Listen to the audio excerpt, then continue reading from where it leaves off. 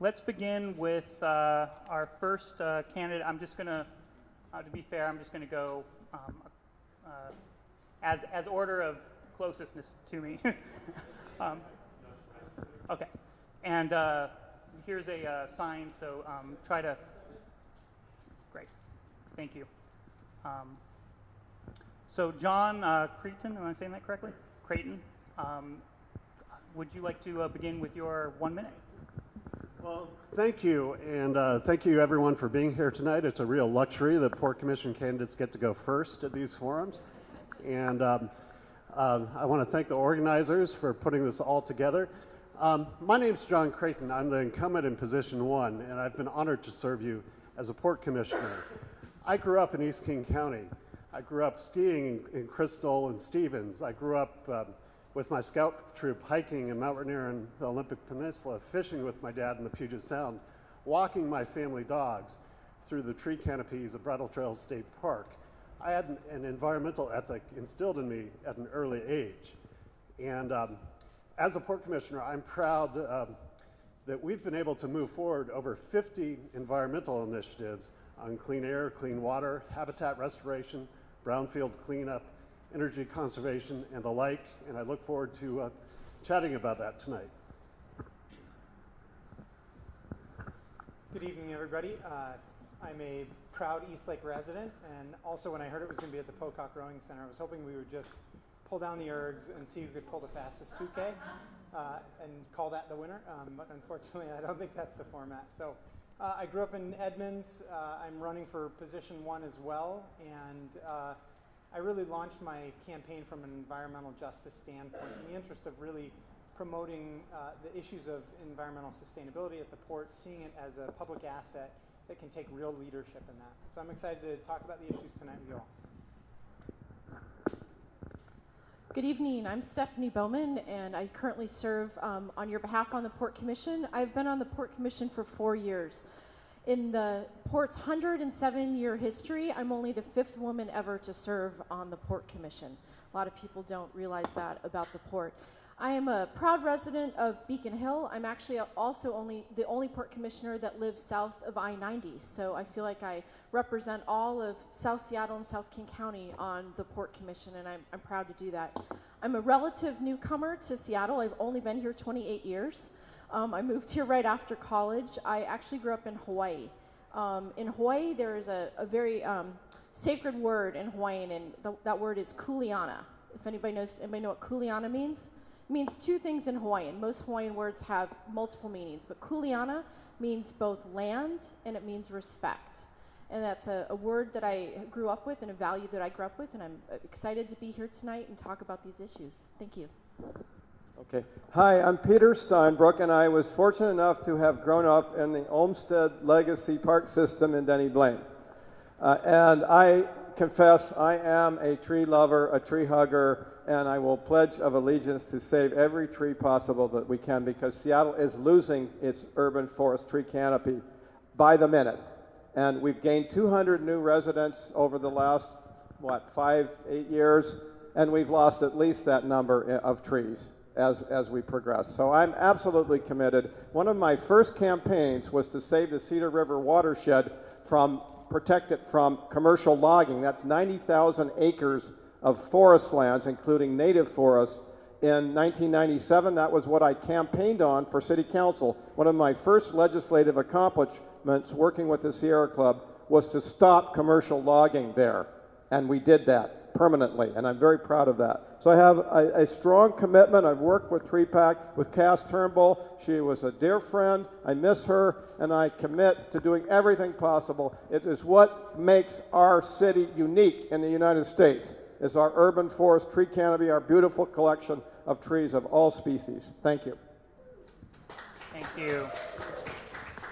Okay, so my first question is going to be to John, and what I'd like to know, coming from, so the Eastlake Community Council has co-hosted this event, how does the port affect neighborhoods in Seattle?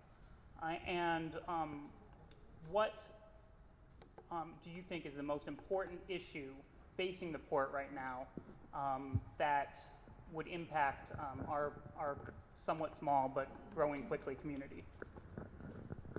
Wow. How much time do I have to answer that question? 1 minute. Okay, well, quickly, the airport is probably the biggest issue going forward because we've been the fastest growing large airport in the country 3 years in a row, and that's showing tremendous strain on those communities around the airport. But up here in the East Lake, Lake Union area, the Ship Canal has traditionally been home to many mom and pop maritime businesses that provide good family wage paying jobs. And we've been working to maintain those jobs, preserve those jobs, at the same time that we're working to be a better neighbor and clean up the environment. And for example, we're one of the 3 pilot ports working with the EPA on an environmental justice project, and working with them and working with particularly the Georgetown and South Park communities, but I'd like to expand that in terms of how the port can be a better neighbor to our fence line communities.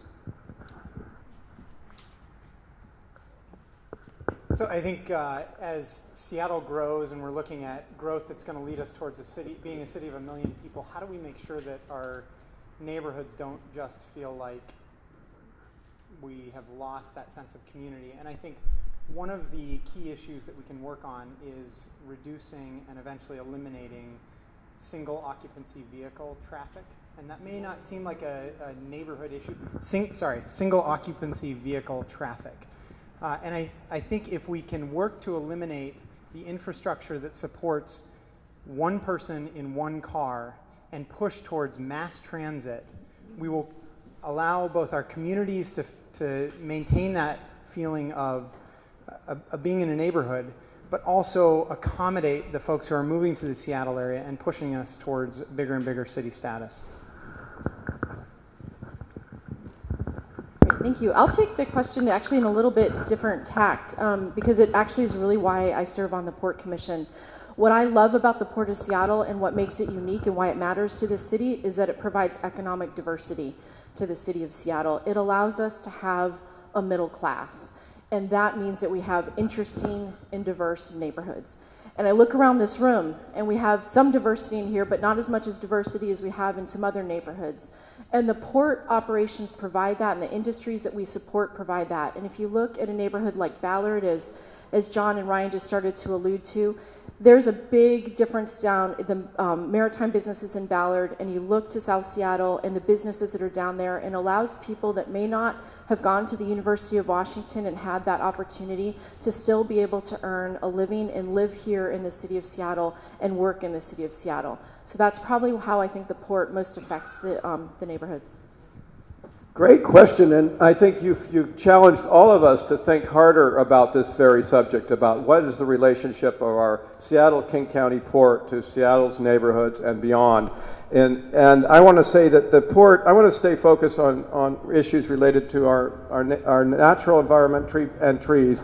And the port has dozens of acres of habitat, and it has done dozens and dozens of acres of habitat restoration. And it's also taking down hundreds, if not thousands, of trees around SeaTac. So the port actually has a very direct impact, positively or negatively, in all of its land holdings. And I think it's doing great work right now in the Duwamish River Valley in terms of habitat restoration. And much of it is voluntary, in fact. It's not being mandated by compensatory mitigation, but in other areas it is. So I think we want our port to be a champion for environmental causes and for restoring our natural environment, and I think it has a role to play. Thank you. Thank you very much.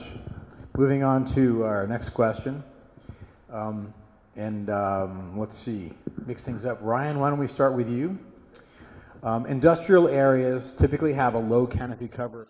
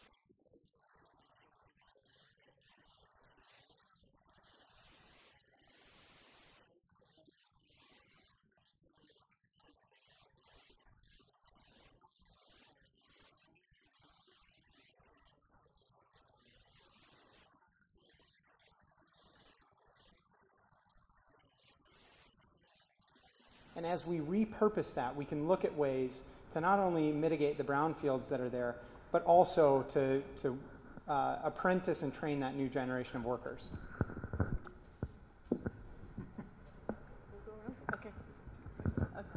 All right, terrific, thank you. So there's a couple of things specifically in terms of what the port can do. Is number one, just we have the ability as a public agency to purchase public lands, and we have many, many pockets. Peter mentioned several acres. We actually have 140 acres of open space that the Port of Seattle owns in King County. Most people aren't aware of that. And some of them are big spaces like Jack Block Park in West Seattle, and some are just little pocket parks. Like we have one down, we've got several down in the Ballard area. What the port can do is actually partner with nonprofit agencies like the Trust for Public Lands and other agencies to protect those pockets. There's a lot of areas that are, we all know if there's a little pocket of land, there's developers that want to put up more of those $1 million condos. We have the ability at the Port of Seattle to actually purchase that land and keep it in the public good and have more open space. Well, this is a very important subject about particularly impervious surface because it has all sorts of negative environmental consequences, and the port historically has had plenty of impervious surface. And in my report and research, Seattle's Sustainable Neighborhoods Report of 2014, I researched this very topic throughout selected areas of the city. And it's one of the things that we can take control of, changing the practices of the past, which is to cover everything with concrete and tunnel and pipe everything out to the sound that kills off, habitat and species in the sound. What we can do is low impact development, which is what we should be doing everywhere in the city now, to remove impervious surface as much as possible and require pervious materials, absorbing the runoff, the toxics and all of that, and biofiltrating it wherever possible. And I think the port represents a great opportunity to do just that. Thank you. Well, great question, and you alluded to a changing city, and I believe as the city changes and densifies, the port needs to change and densify along with that. And you might have seen that in South Seattle, a new warehouse was just developed, 2 stories with a 3rd story for small manufacturers on top. And I think we need to do more developments like that, and we need to make use of the roofs. I mean, they're expert at building green roofs all over Europe, and that's coming over here now.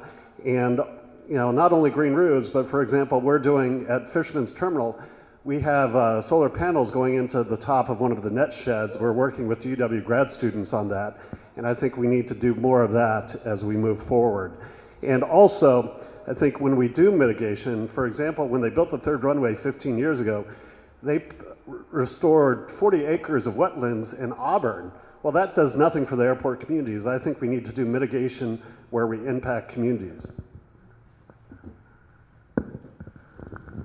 Okay, so as you know, the ports are financed partially through property tax levies or through property taxing. Despite a lot of revenue through maritime and through the airport, these taxes are still levied.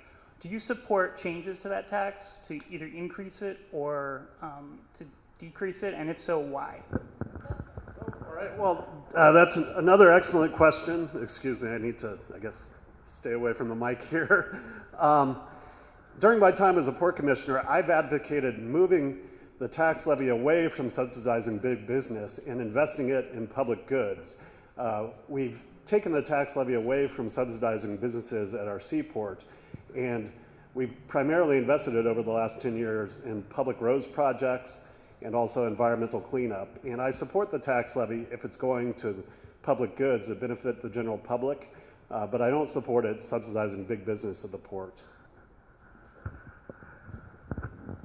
So I think John touched on the uses of the levy money. I would also say I think we need to consider how the levy is raised. And one of my initial policy proposals was to create a carve-out for the first $200,000 in assessed value on homes, so that the poorest neighborhoods in King County in our community would be less impacted by that property tax levy. We're facing a housing affordability issue and homelessness crisis, which are linked in our community.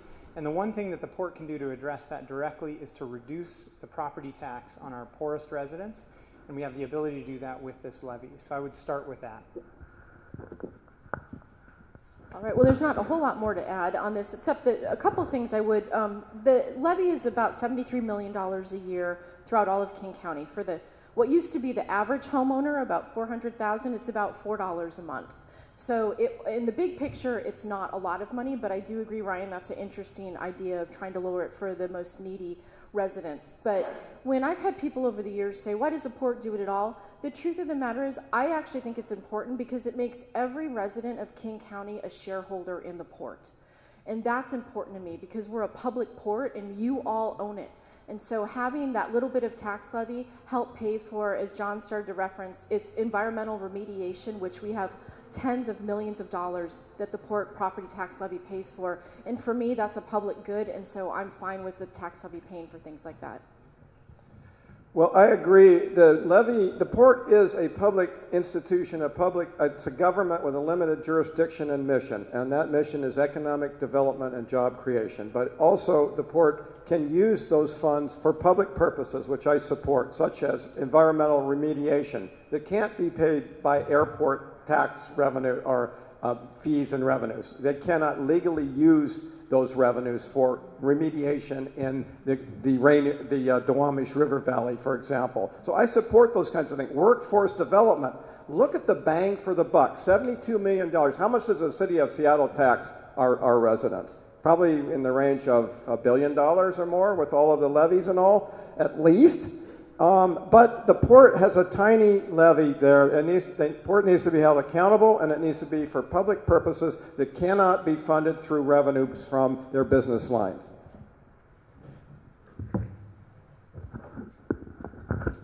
Thank you. On to our next question. Salmon are a keystone species, meaning that many other wildlife species are critically dependent on salmon for survival. How is the port working to improve their habitat and their chance of survival in the Puget Sound region?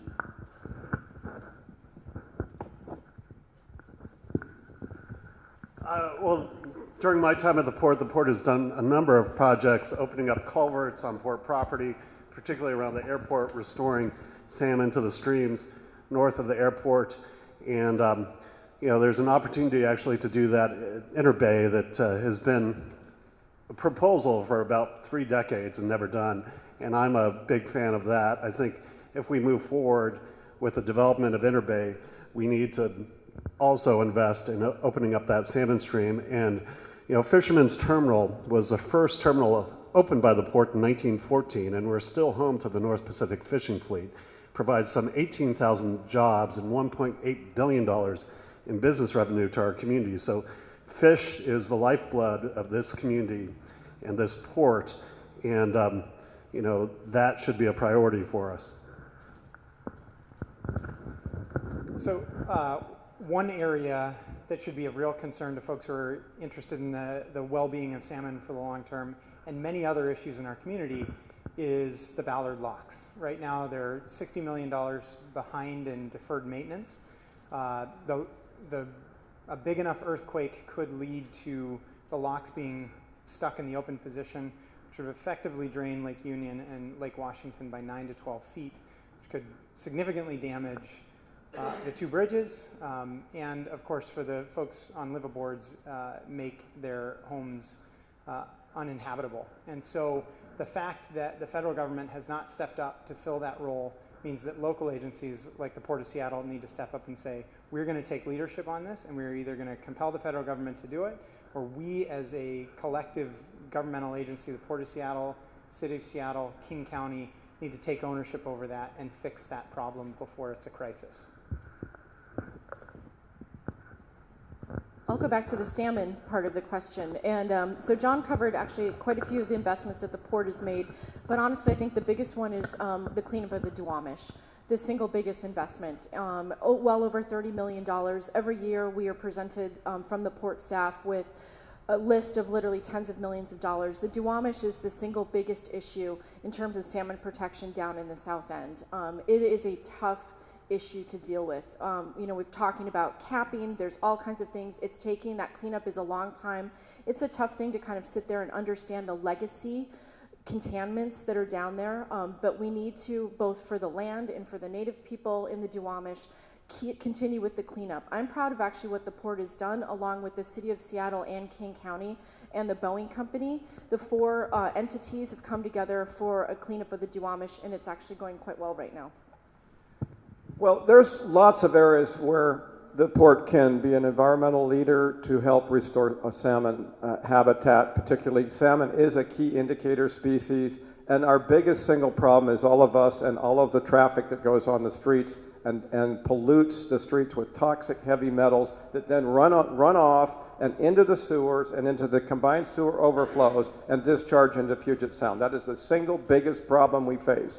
So reducing impervious surface, biofiltration, restoring wetlands, which the port has been doing in the Duwamish River Valley, as Stephanie mentioned, and other areas, Inner Bay, Harbor Island, and the creeks around the SeaTac Airport area, the Des Moines Creek, Miller Creek there. All of those areas are opportunities where the port can actually make a significant impact on with the resources and ability that it has to reduce all of the toxic waste that goes into Puget Sound.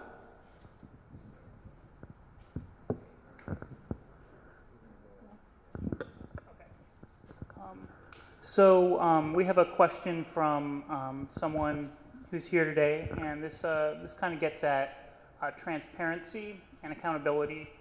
So should the Port Commission give service announcements at SeaTac Airport?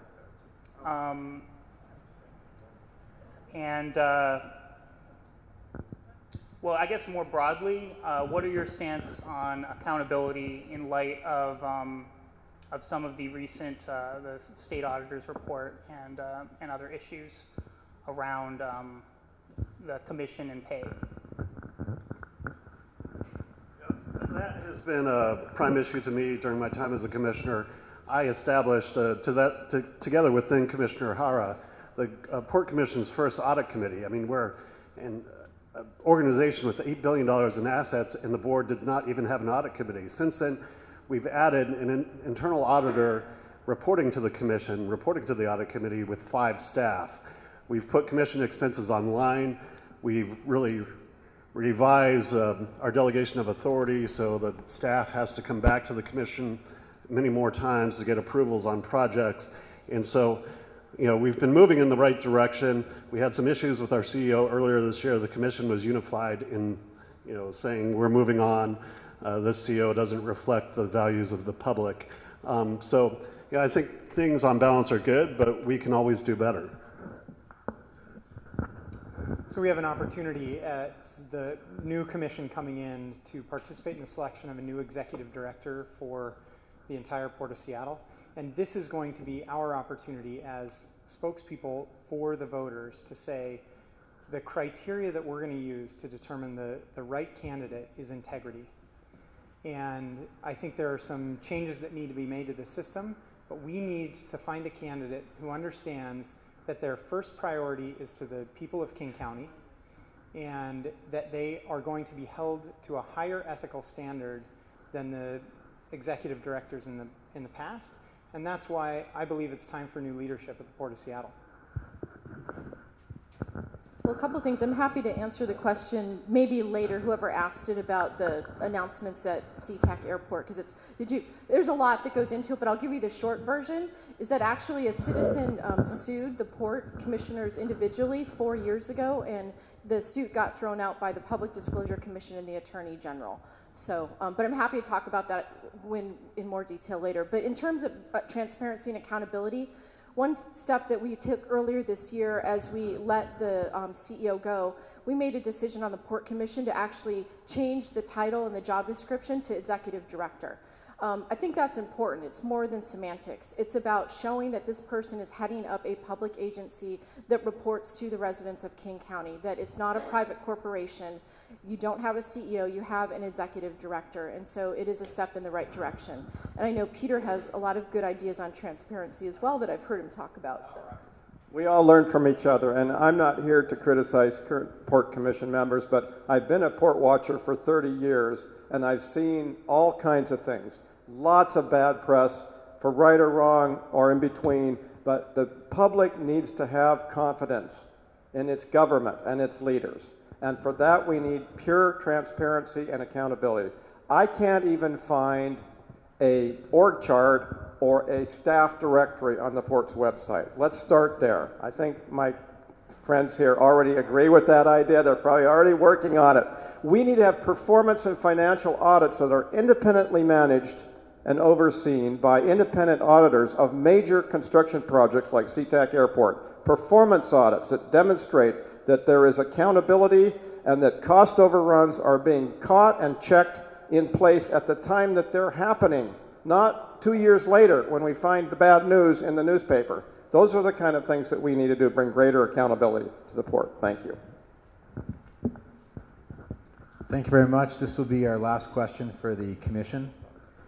The Seattle 2035 Comprehensive Plan calls for the addition of open space to accommodate the population growth. How might the Port acquire new properties to be used as public green and open spaces to help achieve these goals? All right. Thank you. I actually wanted to address this question, so I'm pleased you asked it. So around the airport, a staff came to the Commission last year and said we need to cut trees on the airport grounds and around the airport because of FAA regulations concerning flight corridor safety zones. And you know, I'm a business lawyer, I'm not an aviation expert, so I rely on staff. But cutting down those trees has huge impact on the communities around the airport, SeaTac, Burien, Des Moines, and for the most part, they're not wealthy neighborhoods. And I believe that, you know, whether you're a wealthy neighborhood or not a wealthy neighborhood, everyone deserves the same quality of life that tree canopies can bring to a community. And so, working with my colleagues, Commissioner Bowman and others, we established a $5 million tree planting fund for those communities around the airport, and we contracted with Forterra that's doing tree planting projects in 9 other cities, and so I think we need to do more of that. The Port of Seattle is a significant tenant throughout King County, and when we use that role as a landlord to ensure that the lands that we oversee are as green as possible, have as much tree cover as possible, we internally can make a big difference. But that requirement has to be set from the top. It has to be something that the Port Commission says, this is a value for us and this is something we're going to promote. And I would do that as a Port Commissioner. I think I touched on this earlier, again, using our ability as a public agency to purchase those pockets of land that others can't. On a related note, I think maybe some of you here in the East Lake area know, recently, just 2 weeks ago, the Port of Seattle just did a lease with the City of Seattle to host Tent City 5 on our Sabota property down in Ballard on 15th. And you think, what does that have to do with the Port of Seattle? Well, it's an opportunity for the Port of Seattle to help out with the homelessness crisis. Why I bring that up is because we're trying to step outside of our normal boundaries and think about how we can be a better community partner. And using the opportunity that we have when we have a piece of land that's fallow and there's a need in the community, making sure that the Port is stepping up to do that. So we've done it on this particular issue, and we have lots of opportunities to do it in terms of growing open space. Well, I think the Port can set an example because Seattle's example has not been good. We don't really have a tree protection program. We are seeing the loss of trees. And in fact, the city's own website shows a 2% loss over between 2010 and current. We are losing canopy as we are growing. That's an inverse relationship, but it does not have to be. We can grow, and we can grow more trees. As I suggested earlier, a 1-for-1 population growth, another tree, or maybe 2 more trees with every new population added to the city. And so I think the Port can be an example. I'm very disappointed with the city's comprehensive plan of 2035, which I worked on doing background reports, and where they rolled back from 40% canopy cover to 30%. And we're supposedly at 28% right now. It's sort of been hanging there, you know, mysteriously for several years. But I think that's, you know, a starting point. Let's maybe have the Port be an example to the city with its own land and its stewardship for tree protection. Heritage trees, significant trees, inventories, those kinds of things.